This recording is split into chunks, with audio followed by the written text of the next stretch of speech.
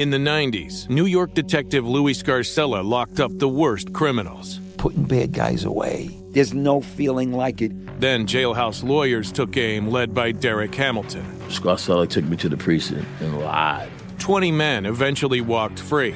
Now, in the Burden Podcast, after a decade of silence, Louis Scarcella finally tells his story, and so does Derek Hamilton. Listen to The Burden on the iHeartRadio app, Apple Podcasts, or wherever you get your podcasts. As the #1 audio company, iHeartMedia gives you access to all. Every audience, live conversations, trusted influencers, and the insights and data you need to grow. iHeartMedia is your access company. Go to iHeartResults.com for more.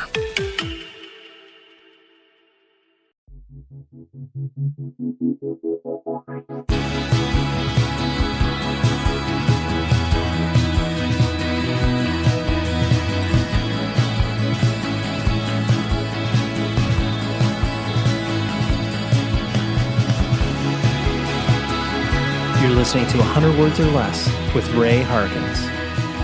What the hell is happening, podcast humans who are just passionate about punk, hardcore, indie rock, emo, whatever it is you want to call it. As long as it's in small, sweaty rooms that is of the DIY variety, you know that is what this show covers. If it's your first time here, welcome. Grab a seat in the back.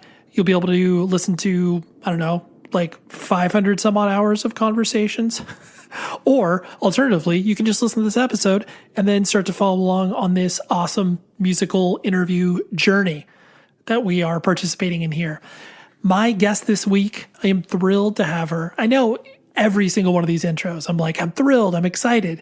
I mean, you run out of words and adjectives to be able to describe the excitement level. But honestly, I don't need to do this show. I don't need to do this show at all from a, workload, life, work balance, all that sort of stuff. But I feel so passionate about all of this that we participated in. That's why I am excited to bring these people on to have these discussions. And the person I'm excited to bring on is Maha Shami. She is the vocalist from No Man from Richmond, Virginia, who is putting out a record on Iodine Recordings. Just a big, warm embrace for the family that is the Iodine Records family. I just love all the people that work over there. So anyways, love to support them. Love what No Man is doing. We got to dig deep into her own connective tissue with punk and hardcore and existing alongside of Majority Rule and Page 99, that whole scene. She is a significant other with a member of Majority Rule, and she's also a Palestinian and has been very outspoken about the conflict over there. And it was very interesting and exciting to have that conversation with her. Because, as much as I kind of don't really lean into politics per se, like the show isn't political in nature, but the political bearings that have to happen when you're talking about war and the atrocities that are being leveled against people in general, that's not even a political issue. That's just a straight up human rights thing. So anyways, we get into it with her and it was a great conversation. And plus, like I said, No Man is releasing a new record in, the upcoming weeks. You can pre-order it at iodinerecordings.com. And, just love what they do. Love what the band is all about. Let's talk about ways that you can support the show. You can email the show, 100wordspodcast@gmail.com. I read all those emails that come in. Love to hear recommendations and just other guest ideas, whatever it is. Love to see that. And on top of that, if you want to leave a rating and review, it takes you, I was going to say 30 seconds, but that's a round number. It takes you probably 19 seconds of your time to be able to go onto the Apple Podcast page, leave a rating and review. I love to see that. Same thing can be said about the Spotify page. You can just leave a star rating on there. It helps out tremendously. All the algorithms love when you pump data in there. So, just help it along, because ultimately that is the way that this show gets seen and recommended to other people. That stuff. Anyways, let's talk about the weekly recommendation. If you are looking for a playlist of just new music and everything that we have going on as far as this show is concerned, and the stuff that I trip across that I'm like, dude, more people need to hear about this. More people need to be talking about this because, one of the most popular episodes that I do on a yearly basis is the top 10 of whatever respective year it is. And I don't want to just limit that to the once a year episode. I want this to be a weekly rolling recommendation. So you'll be able to find in the show notes of this particular episode a link to a playlist that has all of these recommendations that I throw on week after week. And this week is actually a user submitted. So this is a person who emailed the show being like, yo, check out my band. Like, I like it. And to be clear, I'm not encouraging everybody because I do get a lot of emails in regards to people being like, hey, check out my band. And I appreciate the hustle. Totally did that, once upon a time myself, and frankly, still do that for this podcast. I'm doing it with you right now. But anyways, the band is called Corrective Measures. It's an EP called Not For You, Not For Anyone. It is main hardcore, but it has a lot of influences with, Boston meets New York City. And this thing is awesome. If you like just really traditional hardcore with, like I said, those, Boston/New York City elements, you will absolutely love this. So again, the band is called Corrective Measures. Not For You, Not For Anyone is the name of the release. And now I'm paying attention. I'll just be following along with their musical journey and appreciate you sending that through. I'm not going to throw the name of the listener out there because, just anonymity, you don't want to point fingers in people's directions that, they didn't ask for that. But I can shout out the band. So anyways, let's dive into the conversation with Mehi from No Man right now.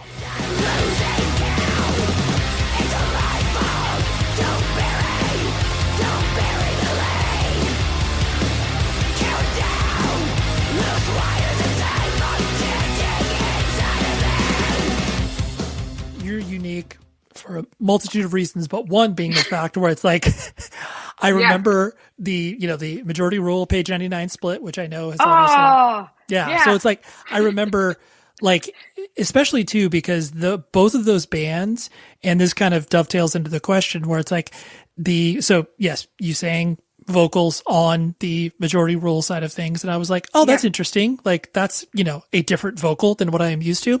And for sure. But both of those bands, and honestly, that, for, I'll use air quotes, like the screamo community of the, early aughts, as it were, like bands were friends, and obviously bands were incredibly supportive, but like there was that element of, it was like a closed scene, and not like gatekeeping in a bad way, but just like, you're like, oh, wow, like someone else is contributing to this band. And, so, I mean, I obviously I know you have a long history with, the members of the band. Crew. And, yes, exactly. Yeah.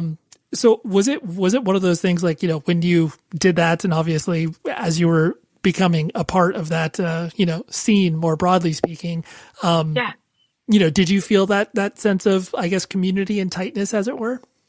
Oh my God, totally. It's interesting because, so like if the starting point is the page 99 majority rule split, which I had a little cameo on, like dating before that. So, the members of majority rule who are my current bandmates in No Man, were always like my friends and super inclusive. And Matt Michael, is my partner, my roommate, the father of my child. Yep. But also like page 99, I know from before then.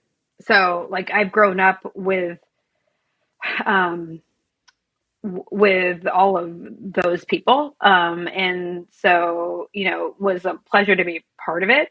But yeah, I've been friends with folks probably, from like, 14, 15 years old, and, going to shows and meeting these folks. So yeah, I know the Taylor brothers, Mike and Chris Taylor, before I met Matt, and obviously like Kevin and Pat, who were members of majority rule, also close to me, but a lot of it just had to do with like being part of that punk community here in Northern Virginia.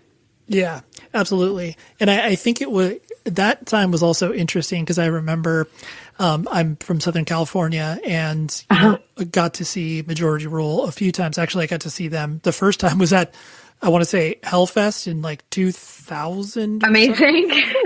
you know, not an environment you actually want to see a majority rule in, but I was excited nonetheless. Yeah. And so I could tell it was that juncture where those bands were obviously getting attention outside of the, you know, the basement scene, as it were, and were able to play shows outside the context for that. And obviously, since you have known not only both those bands, but that entire scene, like, was it interesting for you to kind of watch them dabble around in these things that were like, this is a little bit left of center, but I guess we'll do it? Yeah, you mean like in terms of like the nature of those scenes in Hellfest? Yeah, exactly. Just just like in playing with bands that are obviously like heavy, but obviously not like, you know, they're like quote unquote metalcore instead of, you know, screamo or whatever. It's so funny because we talk a lot about, I mean, even in present day, when we show up and we're like the odd man or woman out of at a show, and how we a little bit thrive off of it. And Majority Rule for sure. I've been friends with them for forever. And then, you know, Matt and I have been together since 1999, I guess. And some of those tours I went on, I was not at the infamous Hellfest show. I think there are stories from it. But like, it wasn't lost on them. You know, it's like a heavy band, and sometimes there's like a disconnect between the sound and then the values or the culture of the scene, you know, and I think that's okay. But for sure, there can sometimes be like a distinction between the nature of the shows that they're playing. And I witnessed some of them. Like, I remember Majority Rule, I don't know what year this was. It was very early on. I used to jump on their tours, but like only in the cool places. And so they played Chain Reaction. I was literally going to mention that because I saw that. Was that with Misery Signals, I want to say, or Kill the Slave Master or something? You know what? I trust your memory more than mine, but it was like one of those shows where I don't know, like, they killed it. They were amazing. They're such a good band. Still one of my favorite bands. But like, you know, it was like an out of place moment. And like, I remember being, this is like intense, but like, I remember being around the other bands and hearing them talk about like women in a certain way that I was like, oh crap, like we're not around, the type allies, of culture, yes. right? Yeah, allies. Let's put it nicely.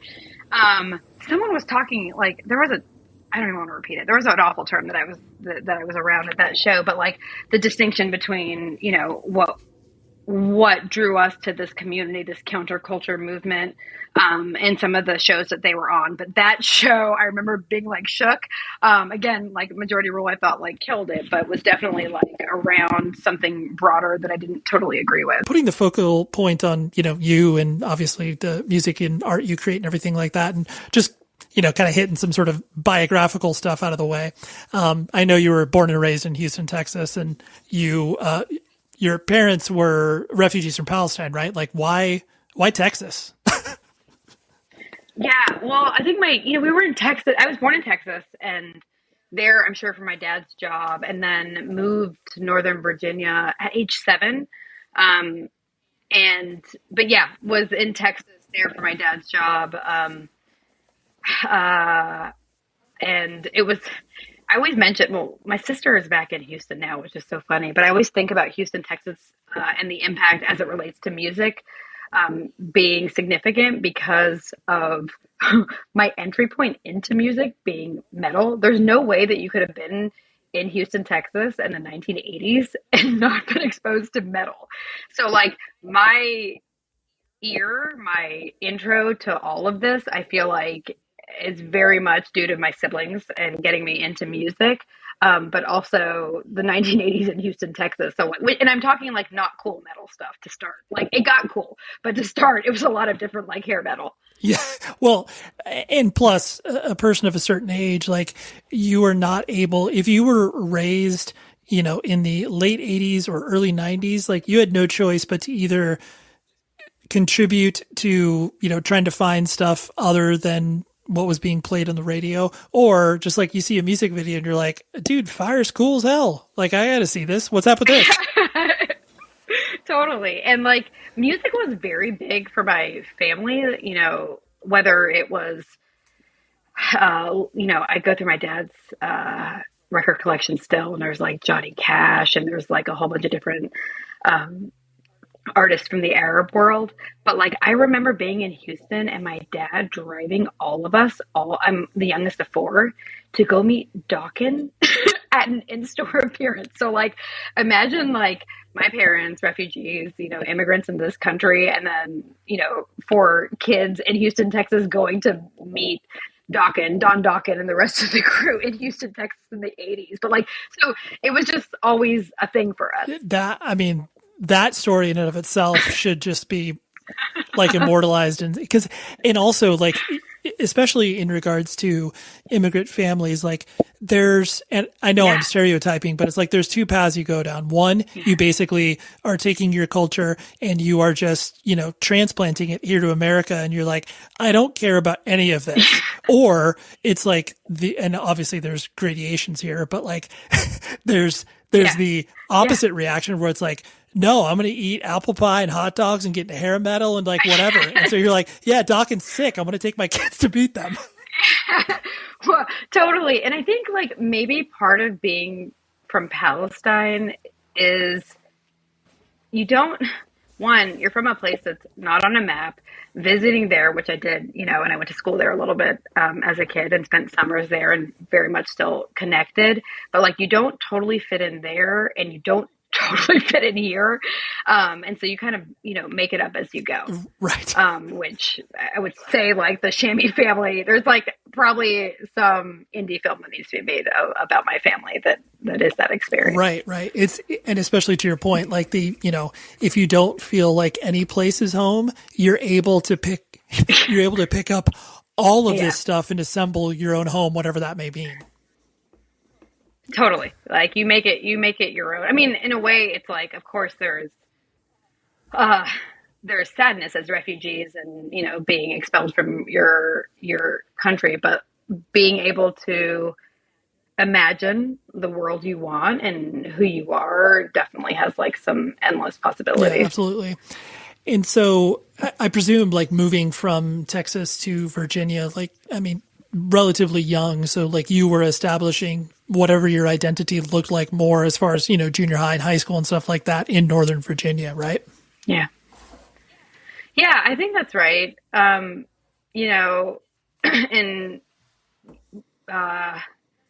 terms of music, like I mentioned, I definitely have some older siblings that I was fortunate enough to drag me to shows. I was going to thrash shows in elementary school, like very young, and death metal shows. Like I said, we graduated from maybe some of the cheesier metal bands, but I remember, going to see Napalm Death, Sepultura, Sick of It All, and Fear Factory in elementary school. Amazing.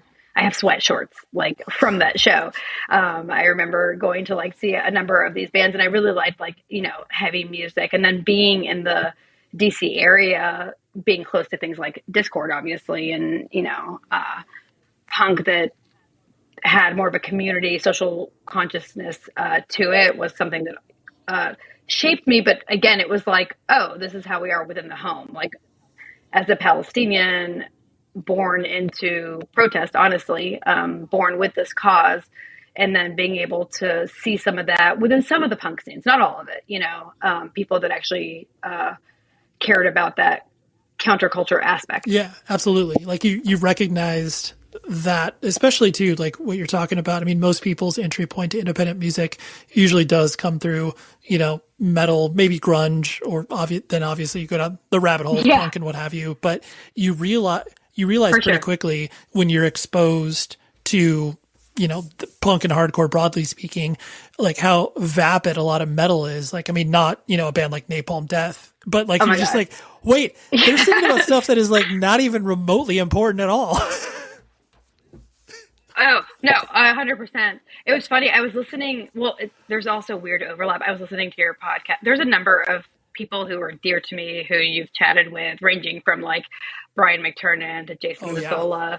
And then those are all like people who are super. Jason Mazzola is like, he's a brother to me. We're super close.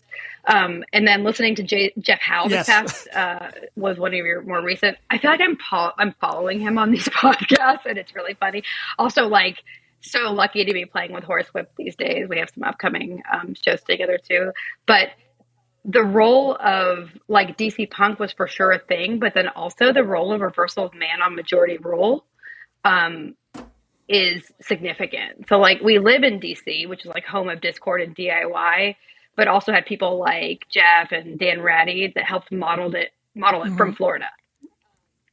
And maybe you know this already, I'm not sure, but like Majority Rule as a 4-piece. So this is, they had an iteration before they were a 3-piece with our friend Andy singing for the band. Did a tour with a band called The Exploder. They had Eric Kane. Eric Kane plays drums for Strike Anywhere. On drums. And they had played some shows and they went south to Florida and a bunch of shows fell through, which is like classic, right? But Reversal of Man ended up putting them up there. They stayed with them. And for I think a little bit of time, and they, put on a show for them, so they were able to play together. But a lot of what shaped this band probably results from who we are and the area we live in, but also it's interesting to connect it to some folks like Jeff who really modeled it for us. And I love that story because it does highlight the fact that when you have those happenstance moments of, bands randomly playing together in some off the beaten path place, or, like you said, breakdown, shows fall through, and then you end up doing this thing with these people that you might not have had an extended period of time with, and then be like, oh, so this is the thing you built down here. I mean, obviously it sounds like we're 175 years old pre-internet, which we are, but like you didn't have anything to learn from. And then you experience something and then you take some version of it back with you and you're like, hey guys, they did this down here like this. How about we do this? Totally. And like for them to have done that, I don't know what, more than 20 years ago, and to still be connected with these folks and a certain ethos is, pretty fascinating to be tied to those experiences and those travels and those connections with something that that bonds us. I think that the connection to folks was Jason Hammaker from this area. Yeah. So he's an old friend of ours too, who played in Frodis and several other bands, played in Combat Wounded Veteran for a second, I think. But I think that's the connection between Northern Virginia and DC and that Florida crew. And it is funny too, where you develop these cities, like, these sister cities where it's like, oh yes, we sent out our representative and they've built the bridge. And then now we're just playing shows together and this is who we are, I guess. I know, it's amazing. And again, like I said, to be doing this, for that to have existed so long ago, and then to be, probably in our 40s, I'm going to generalize for everyone, and still doing it in some capacity, even though, it becomes increasingly difficult, like speaks to the connection and the bonds that were formed like back then. Every cliched hardcore lyric you can insert, you're like, it's kind of true. Bonds of friendship, we will make the difference or something. Yeah. Right. Totally. Yeah. And like, I have to say, it's so, like, I think my experience in this is probably a little bit of an anomaly. I think, like, whether I'm listening through the podcasts or just chatting with other people and,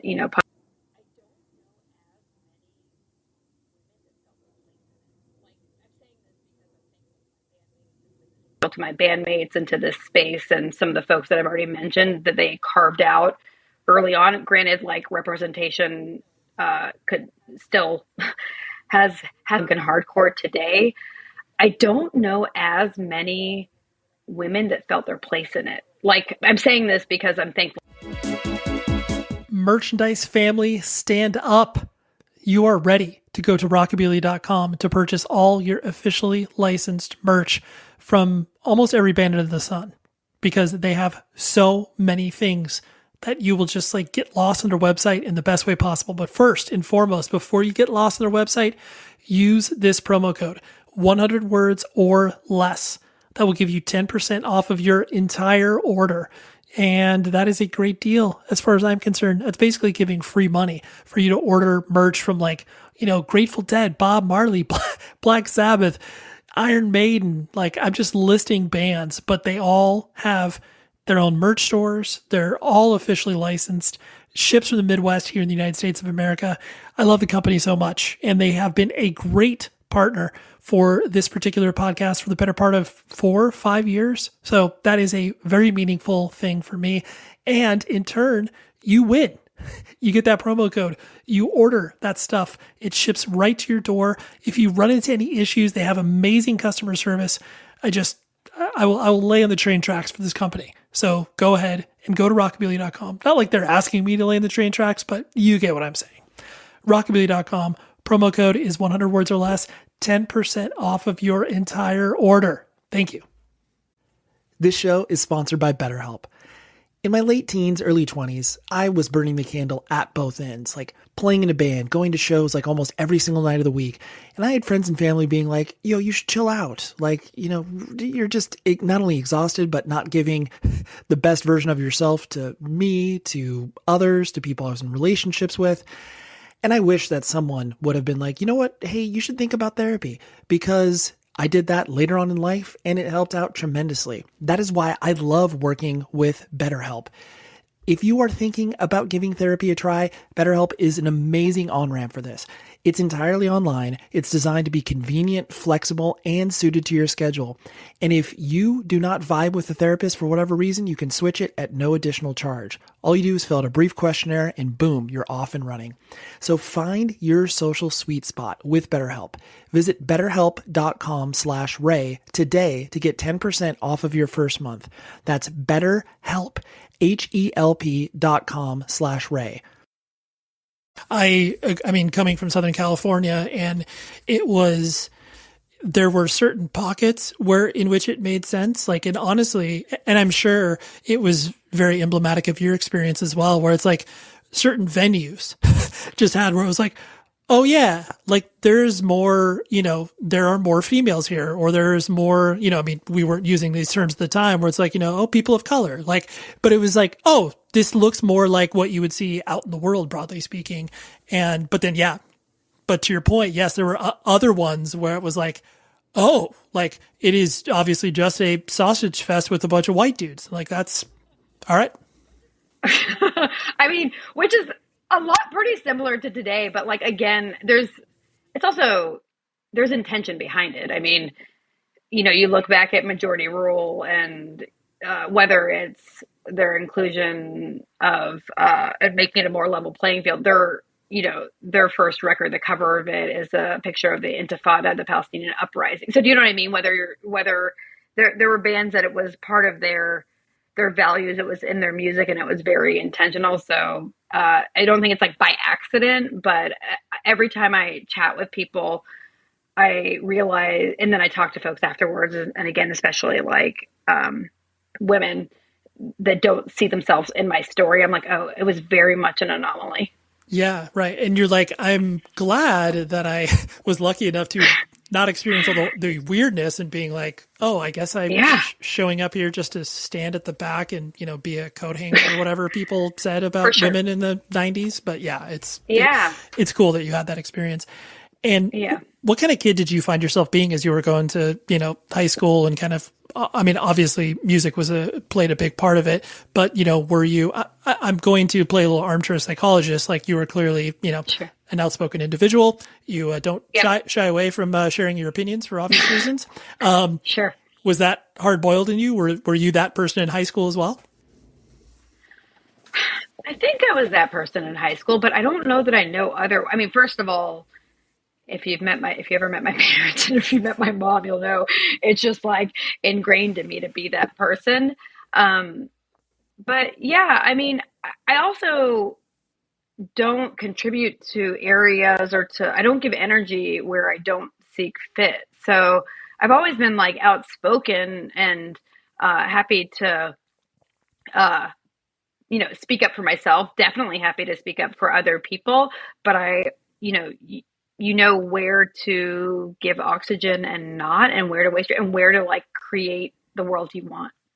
And like, here we are talking about a bunch of different like hardcore, which I definitely listen to, a lot of metal, which I listen to, but I would say like my inspiration and what I was listening to and what gave me comfort in my bedroom was, it goes back to bands like Bikini Kill, Babes in Toyland. I listened to a lot of Hole for sure. Lydia Lunch was someone that was big for me, but I think that my mother always says like, know who you are. And that is something that I have, felt the privilege of having a strong identity. And I would say that might be true of a lot of people from Palestine, honestly. We have strong identities, and maybe other people that feel, marginalized in their lives. Yeah, that's true. And especially too, where it's like when you not only find your voice from your cultural identity, but then you're able to back that into a community that is supportive, like the punk and hardcore community, broadly speaking, of being like, oh yes, like we're obviously here to support, the downtrodden, the disenfranchised, like whatever label you want to put on it. You're like, oh, so these are my people on top of my people. I get it. Yeah. Well, 100%. And like, I think, again, you have your community that's within your community, and then you find this like subculture around punk, and you're like even more thrilled. And if you're into the music, even better. But also some of it feels like lip service, like then and today still, it's been an interesting ride, especially recently doing this music at a different level. I'd say, we've sort of always emphatically been DIY. We still are. But as we've, decided to work with someone and put out our music, someone that we care and trust deeply, some of those safe spaces don't exist. Or like I've been part of some conversations that have not been dear to my heart in terms of the treatment. And I think that it's important to try and continue pushing on that. Within our safe communities, we have these spaces where we can always push things to be more progressive. And that it's been interesting that, as we are starting to work with other people, that we have had people that didn't want to work with us when they found out I was Palestinian, and in fact have asked us to rewrite our bio, which the kicker is that the bio mentions that, our record is about my lived experiences, or that we don't want to be silenced, so it gives me gratitude for the punk DIY community. But I think there's definitely a line between, punk as something progressive versus punk, which is progressive except for Palestine, which is something that I've been experiencing recently. Sure. I can get that. Yeah. So, as you started to obviously become more immersed and entwined within, the punk and hardcore community, obviously it sounds like your parents were generally supportive. I mean, obviously allowing you to go to shows and stuff like that. How were they interacting with the fact that you were bringing home music that, yes, obviously being already into Dawkins, like they understand heavy music, but were they, I guess, concerned about like, what the hell is this you're bringing home? This is bizarre. No, I think we had one rule, and that was like no boys. And like all the kids rolled deep together. Like I said, went to like shows at a very young age. I actually have, music wise, they never filtered it. We listened to everything. I do remember my dad picking up my SOD. SOD had a tape called Speak English or Die. And I remember being super nervous. Do you remember that? Yes, I do. Also, I think they had Fuck the Middle East on it, which isn't very cool. But I loved SOD for better or for worse. But my parents never really regulated. They were just happy that we were, creative and listening to music, and really taught us to be like critical thinkers. They didn't like keep or try to censor things for us.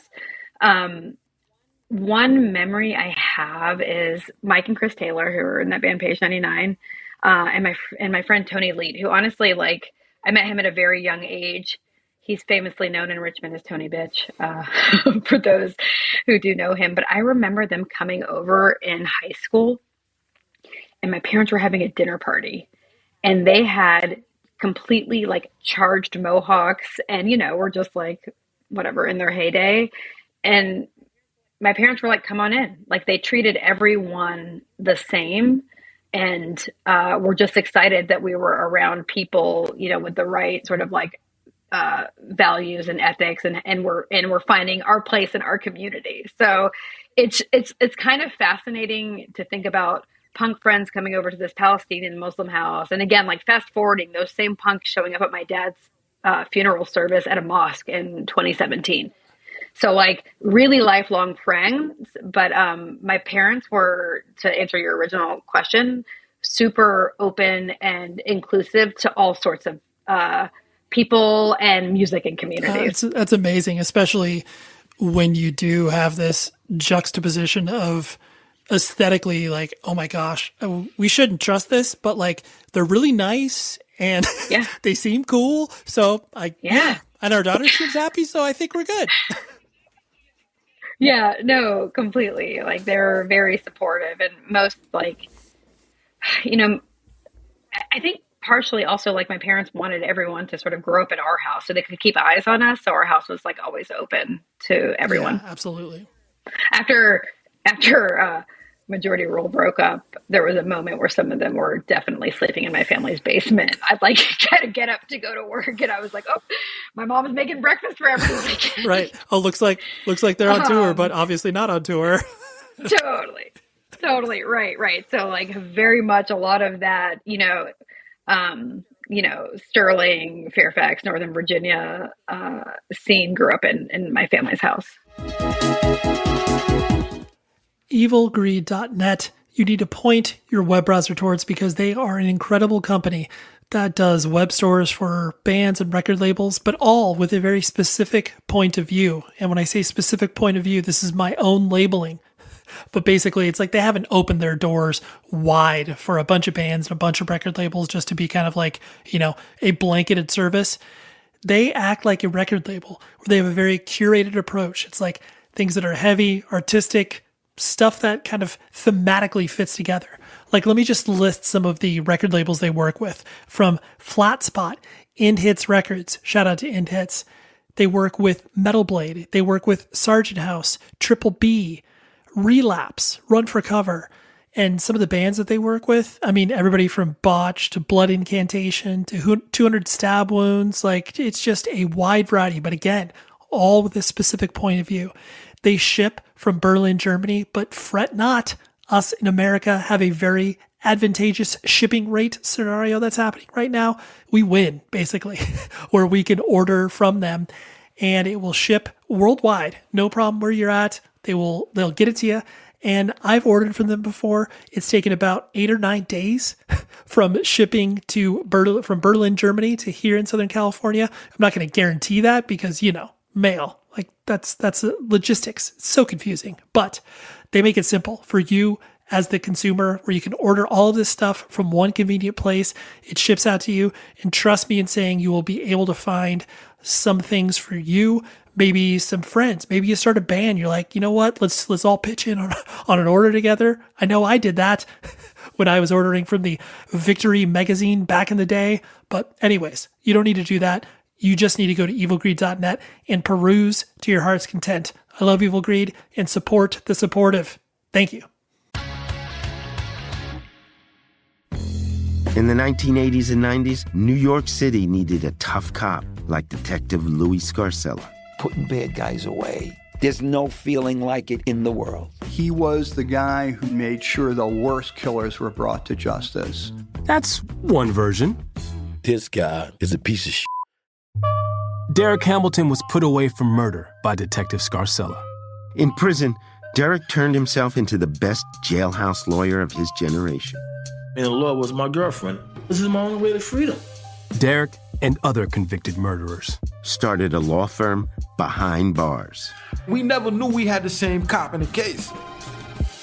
Scarcella. We gotta show that he's a corrupt cop. They can go themselves. I'm Steve Fishman. And I'm Dax Devlin Ross. And this is The Burden. Listen to new episodes of The Burden on the iHeartRadio app, Apple Podcasts, or wherever you get your podcasts. And to hear episodes 1 week early and ad-free with exclusive bonus content, subscribe to True Crime Clubhouse on Apple Podcasts. And What was the, I guess, proverbial life path that you were, supposed to head on as far as your, your studies, like what you were going to do when you grew up and your college career and whatever aspirations that people had for you? What was the desire there? Oh God, I don't know still that answer to that.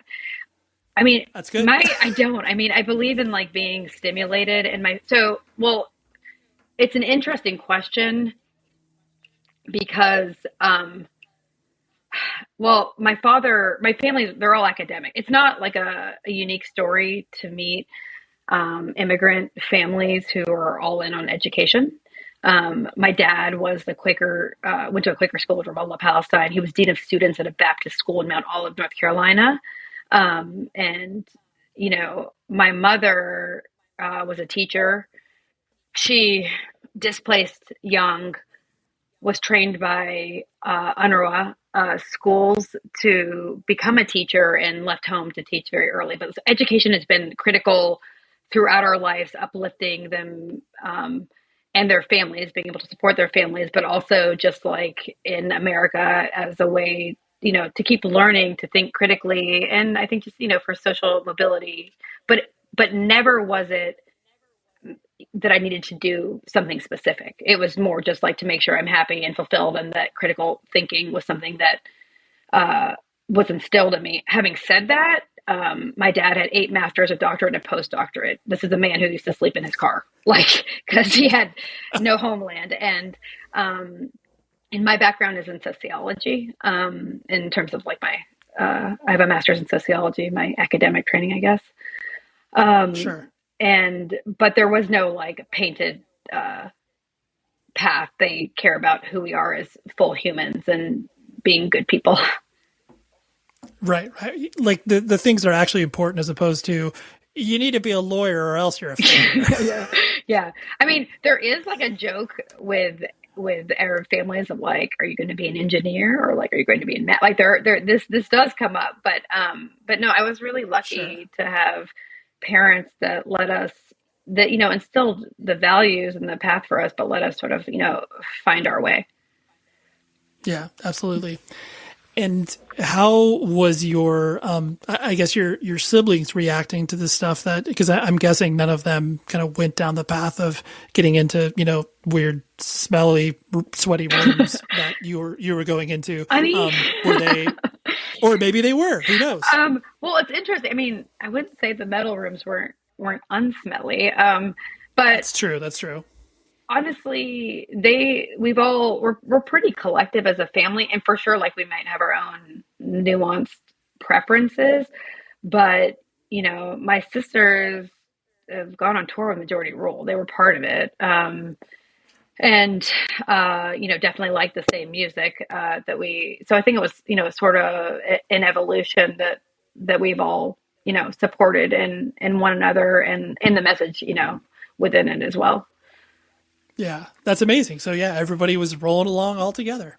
Yeah, I mean, to a fault, maybe. Like we always I laugh about like the village that we come from and the life that we have today. And I think we're still maintaining it. And I've spoken about this before, but like when Majority Rule and Page 99 did their reunion shows, we did it on my daughter's spring break. It wasn't just my daughter's spring break. My sister brought her 2 sons. So like we really still roll deep. It's amazing. Yeah. It was like, hey, where can we book the shows that like, it's kind of convenient for the holiday breaks, and like, we got to bring everybody in. Right. Sure. Yeah. Well, I mean, that I like that, because there is that, interesting sort of like, Grateful Dead nature that gets pitched on, Page 99 and many bands of that ilk, where it's like, oh yeah, when they're rolling, like they're rolling deep, like they're bringing 12 plus people on the touring crew. Page 99 alone is going to be that many people, but yeah, for sure.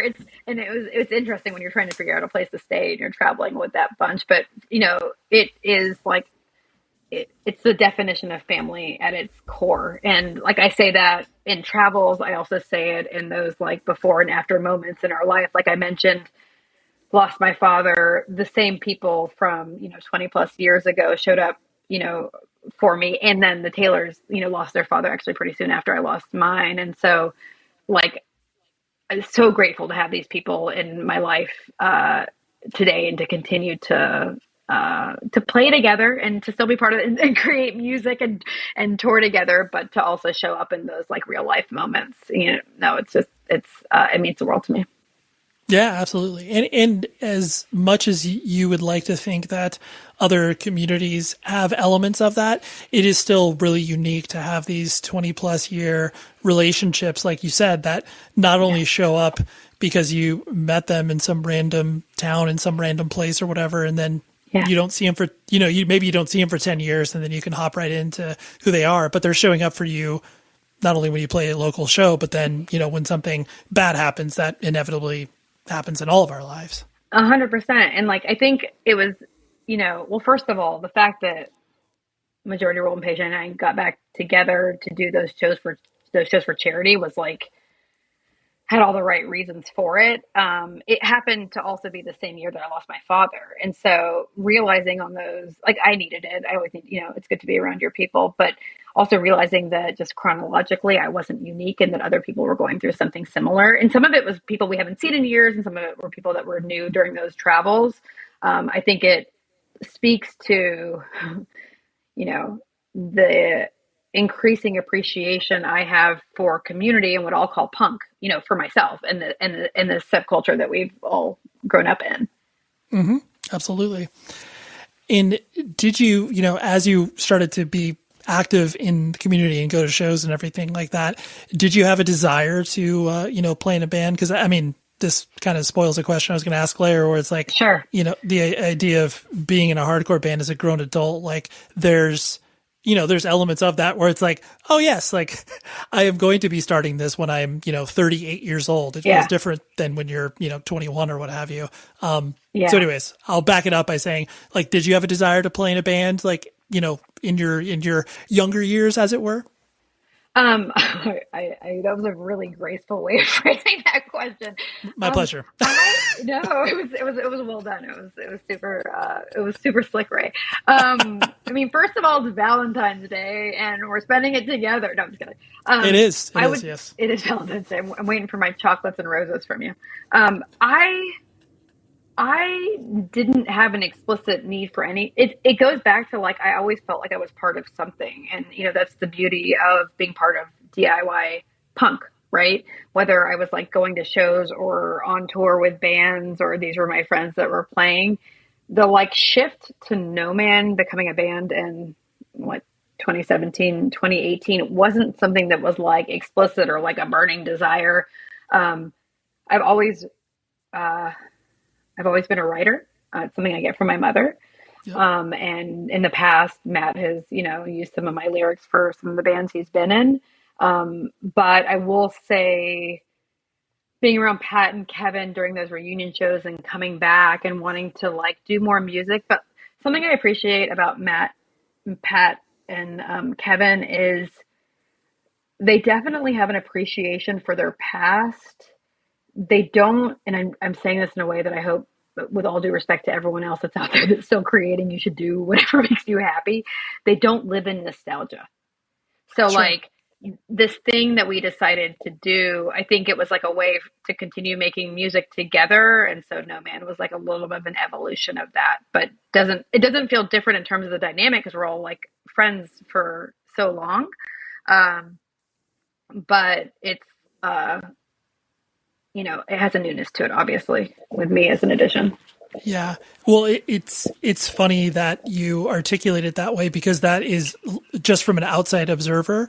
That's literally what it is to me, where I was like, yeah, like it doesn't seem, it seems obvious to anybody that like puts in a monicum of research for this, but it just seems like, oh yeah, like rather than being like, oh yes, of course we're going to continue Majority Rule and what have you. It's just like, oh no, like here's this new wrinkle that we can put into it, obviously adding you, a trusted collaborator / partner into this. And it's like, well, now we can just obviously be a different band and it's great.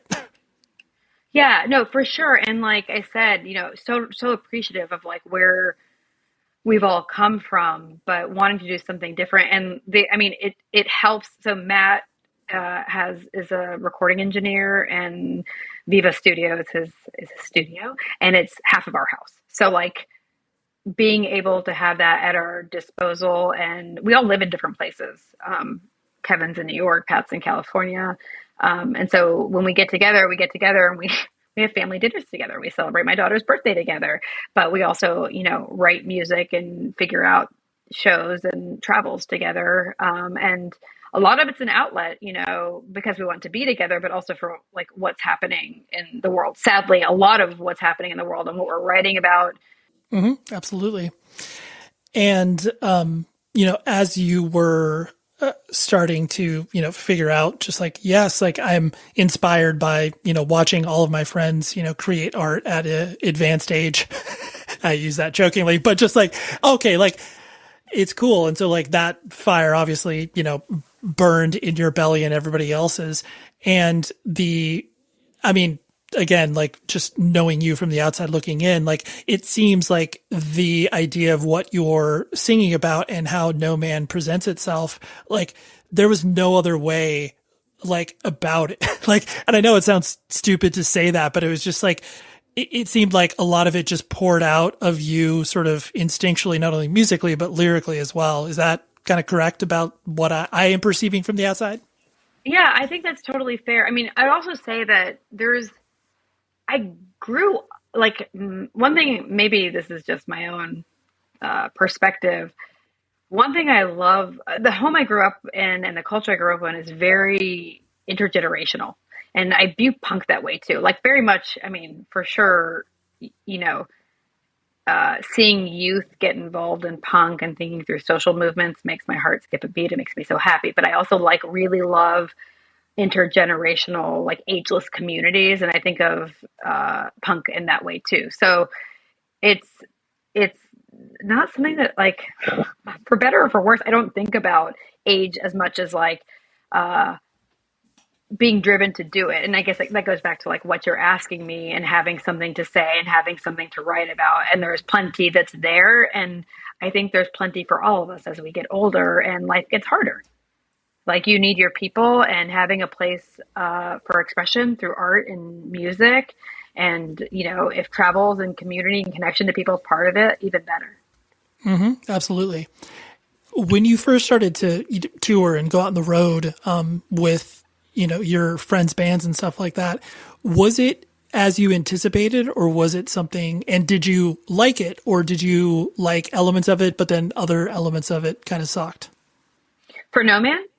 Yeah, or just like when you started to tour, with your friends' bands. I know you joked around where you just dove in on the weekends or what have you, but touring, like, do you like it?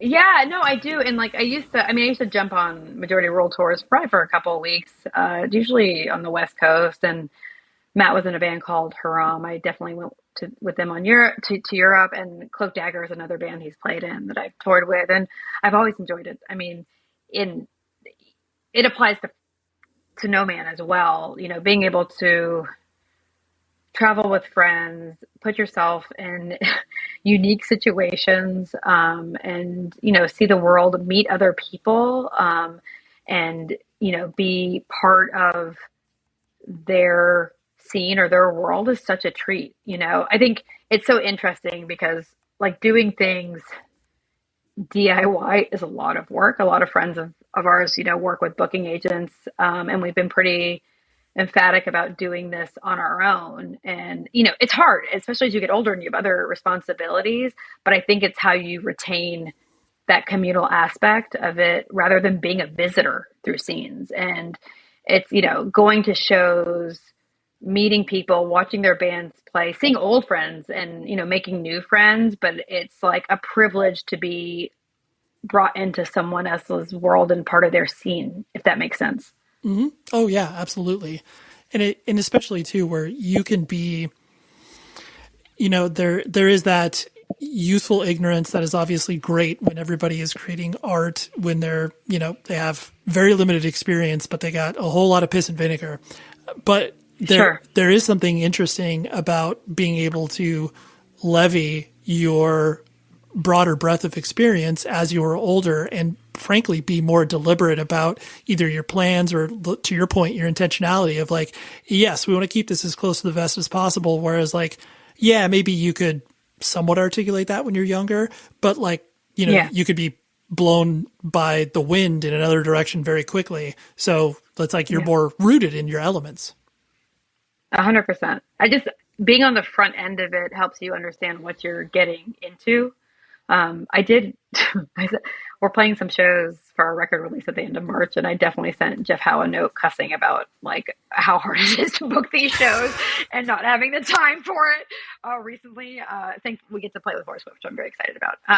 But it matters. Like, again, it keeps you connected, so you're not, so that you're part of it and you understand like what you're getting into. Yeah, absolutely.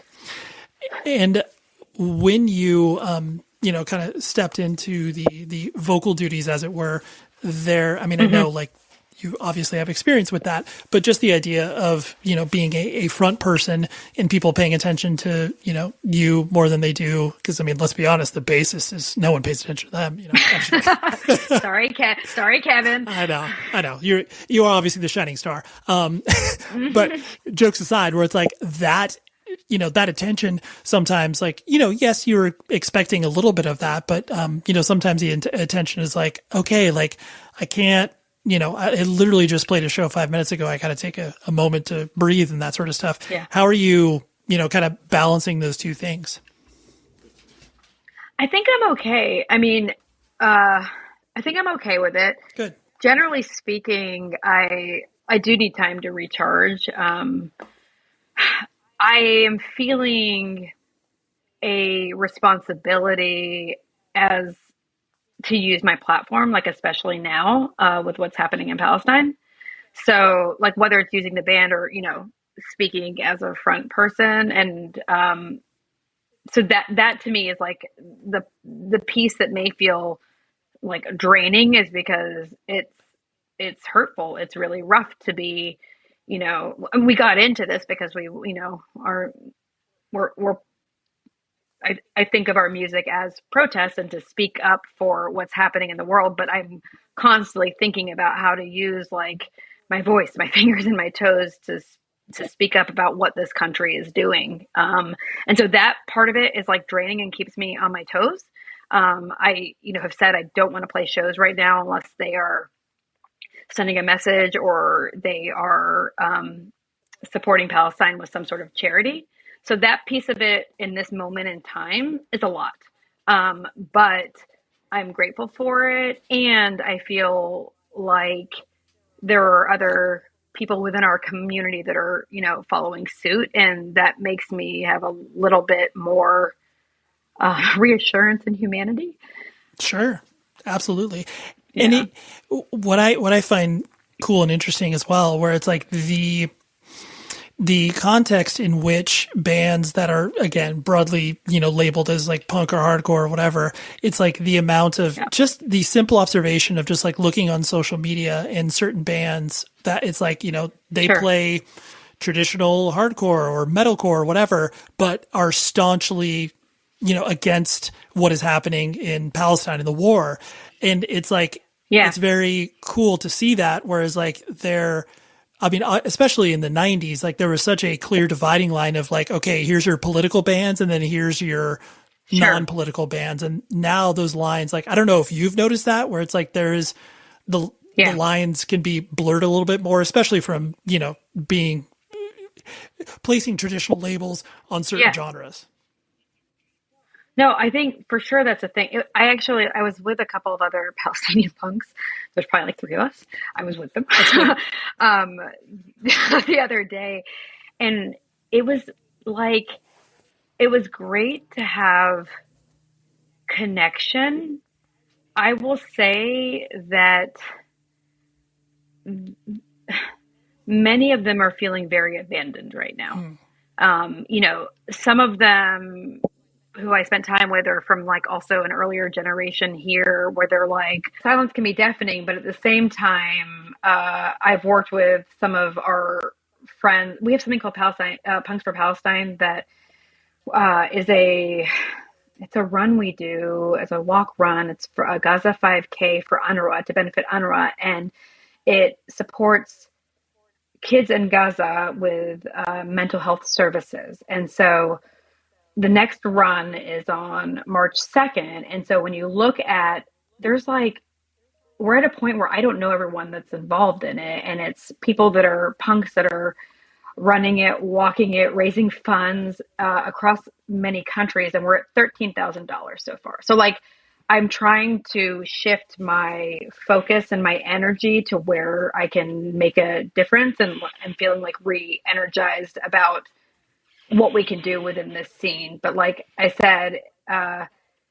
there's plenty of people that are not speaking up. And I just, it's sad, because when I spend time with other friends, other punks that are part of this scene, it definitely feels like a conditional kind of love. It's like punks are progressive until it gets to Palestine. And I think people are afraid to speak up. I also think that that's changing a little bit. But I do what I can to just try to direct the energy to something that's more productive. Sure. And stuff that, frankly, you have more control over as well. Exactly. You surround yourself with the people that want to speak up with you and where you have control.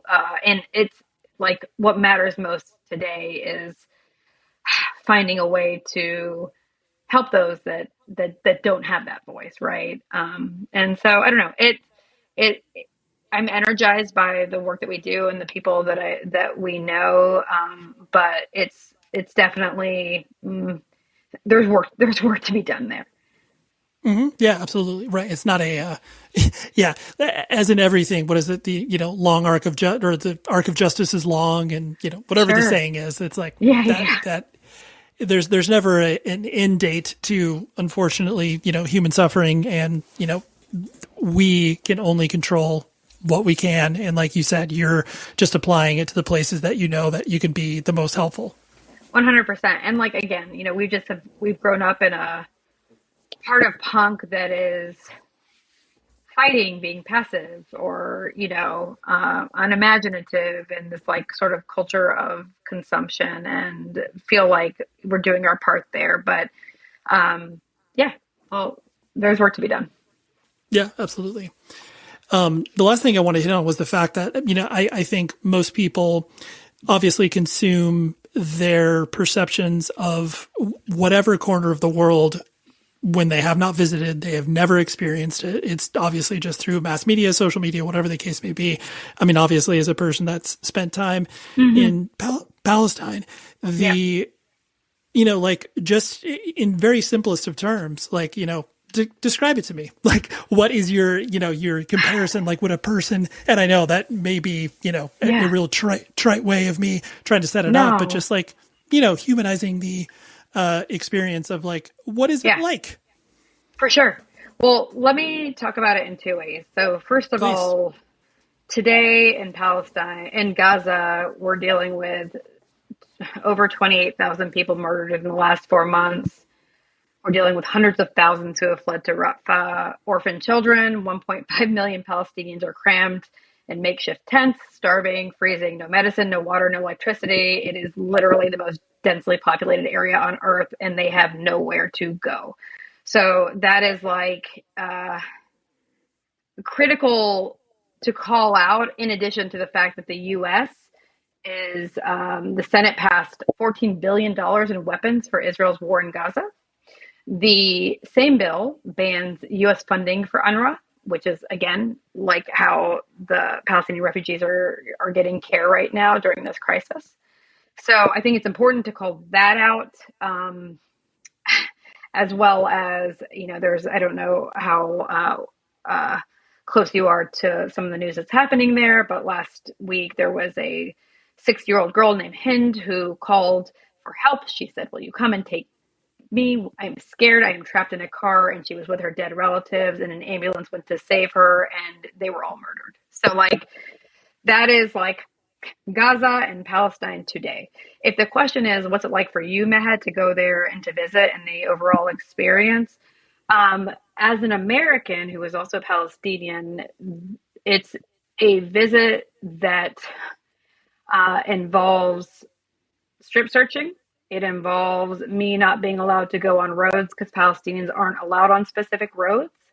And it's pretty humiliating. So, once you go through checkpoints and you're with your family, my family today primarily is in the West Bank. And while what's happening today is devastating in Gaza, the West Bank is not immune from it. When you are with your family, it is lovely to be on the land that you've had, for generations, that your father, that your grandfather and grandparents have grown up for several generations. But getting there is is pretty humiliating and stressful. So it's something that, I've gone through since I was a child, traveling with my parents, and have also gone without my parents. Matt went with me last time, and we had a really interesting run-in because we arrived at Tel Aviv airport, and Matt, as like a white man, was waved through. He didn't leave me, but they told him to leave me. Sure. Whereas I was, asked to go into another room for deep interrogations. So, the traveling there is very different as a Palestinian versus anyone else. But yeah, I think I always try to represent what it's like to be there as a Palestinian living there today versus my travels from here. Yeah, no. From America. Totally. And I appreciate that articulation because, there's just when, other people attempt to experience cultures as a tourist versus where it's it is vastly different experiences, at different times and then different situations. And what you explained makes a whole lot of sense. Yeah. And it's sadly, it's not, I mentioned what's happening in Gaza right now. It's, they've hit the gas, but it's also something that started before October 7th. This is a 75 year plus, ethnic cleansing for the Palestinian people, whether it is, women having children or stillbirths dying at checkpoints, people being starved out, children being in jails. It's what's happening right now is super extreme, with the number that have been killed. But like I said, I think it's also important to call out that this isn't new. What's also important is to mention the U.S. is this isn't possible without us, which is why I think every Palestinian I know, I don't think it takes being Palestinian, but why every Palestinian I know feels so unhinged right now. It's we're living, Palestinians living in America, that is, we're living here, and our tax dollars are funding this. So it's a moment. I do think that public opinion is shifting. And hopefully that will result in something long-term, but also, I think as public opinion is shifting, journalists are being viewed as a threat and they're being targeted with a goal of elimination. So it's a difficult time for sure. Yeah, absolutely. The last thing I wanted to hit on was the idea of similar to what you're talking about of the, as simple as it sounds, finding time where it's clearly you're a parent, they're, you work, all of these things balancing one another, and the fact that you want to be expressive towards a band, when you literally don't need to, there's, you've contributed plenty within the context of, punk and hardcore, what have you. Sure. But, is it as simple as the, creation of your art and the friendships that obviously keeps you attached to this? Or is there, other motives that obviously, inspire you to still keep yelling into a microphone and recording these songs and stuff? Sure. I mean, I think doing this and being part of this community allows me to be to put one foot in front of the other. Like I said, life is hard, whether it's what's happening right now in Palestine, whether it's losing my father or having friends go through something similar. So no, I don't have any time to do any of this, but why do you carve out the time and use your breaks to do that is because of that love for the community. Also, Matthew and I are pretty fortunate. Like I said, he records bands for a living. So the nature of the scene and creation and new bands is always in my house. Mm-hmm. So, again, it's, probably by design, but have been lucky to be around like that kind of creativity and new music and meeting new people because of the nature of the work that he does and the friends that were around. But, it's also, it is very intentional, and it takes effort to maintain and thrive those relationships in that part of the community. And to me, that's like, it's more important than anything. That was that, everybody. You need to go listen to all of No Man's stuff because they're a great band and love what they do.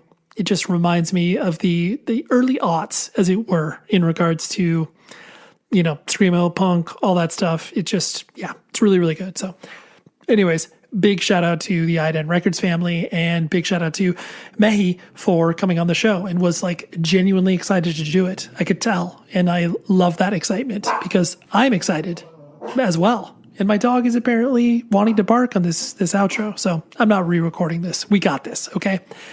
We're going to be talking about the guest next week, and the guest next week, I am thrilled. I have Aaron Bruno, and you're like, okay, I don't really necessarily know that name. He's in a tiny little band called AWOL Nation, which anybody who's listened to the radio the past like 15 years of their lives has absolutely heard an AWOL Nation song.